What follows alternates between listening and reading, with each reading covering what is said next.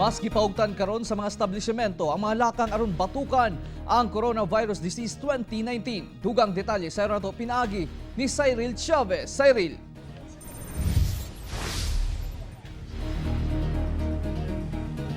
Real aron masiguro ang publiko kay luwas sa COVID-19 og mapamatud-an nga luwas ang mga establishmento, nagmontar sila karon og sanitation stations og mga thermal guns sa ilahang mga entrada.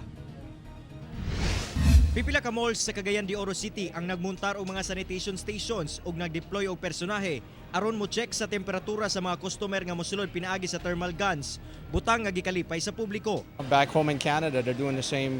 Well, not as strict, but they're very strict on, if you're sick or something like that. So I think it's excellent. It makes us feel safe as tourists coming here to Cagayan de Oro, right?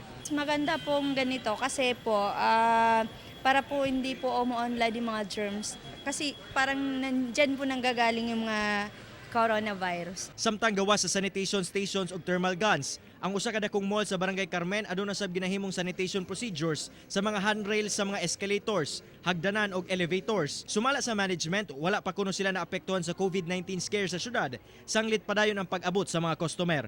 We provide masks to katong nakita lugar nga na fever nga tao para dili lugar siya mo spread sa atong mga kuan.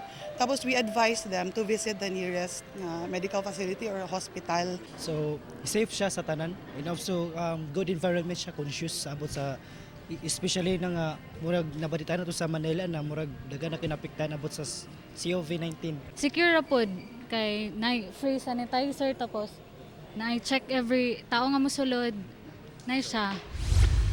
Sa Samal Island, una makatransak sulod sa City Hall, gicheck una ang temperatura sa mga tao gamit ang bagong palit nga infrared thermometer ug handheld thermal scanners.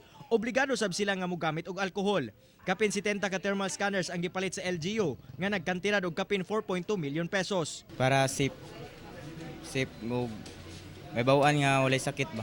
Pa-deploy na mga thermal scanners along all entry points sa Samal o to go along with alcohol o mga hand sanitizers. Nagpabilin sab ang kamanduan sa pagbawal sa mga group tour sa isla nga gilangkuban sa local o foreign tourists nga gikan sa mga lugar nga apektado sa COVID-19. Real tungod sa padayong pagsaka sa kaso sa COVID-19 sa atong nasod, padayon sab ang pahimangno sa DOH ngadto sa publiko nga likayan usa ang pag-adto sa mga lugar kung asa dagsa ang mga tawo, labi pa kung dili importante ang lakaw aron na makalikay sa risgo nga matakdan sa COVID-19. Real. Daghang salamat, Cyril Chavez.